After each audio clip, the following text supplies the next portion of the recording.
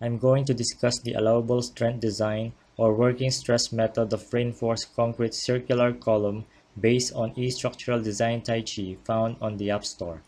These are the input parameters required to design our circular column. Name of column like C1, C2. Type of column, spiral. Floor designation like footing to roof. Diameter of column. Unsupported height. Size and grade of vertical bars. Size and grade of spiral tie bars. The strength of concrete used.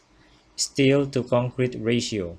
Load classification like pure axial, axial bending, and biaxial bending, and design loads. From the input parameters, get the required ratios and allowable stresses needed for our design like N, the modular ratio of elasticity, M, strength of steel to concrete ratio, Fa, allowable axial stress in reinforced concrete, and Fb, allowable bending stress in reinforced concrete. Determine the design load of column by way of tributary load area and self-weight of column. To design the column size, get the nominal load by dividing the design load with the reduction factor. After applying a safety factor, solve for the gross section area of our circular column with its corresponding diameter. Through the gross section area, solve the area of steel required and its equivalent number of vertical bars. From the column diameter, solve the pitch of the spiral tie bars. These are section diagram of circular columns with eccentric forces acting upon it.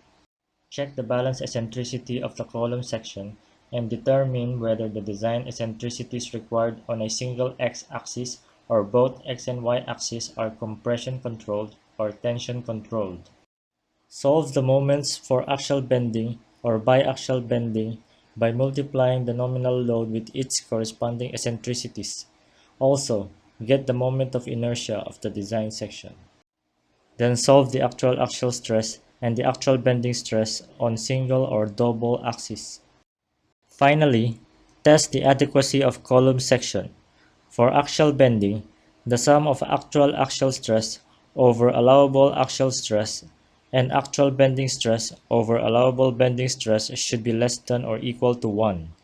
For biaxial bending, the sum of actual axial stress over allowable axial stress and actual bending stress over allowable bending stress of both x and y axes should be less than or equal to 1.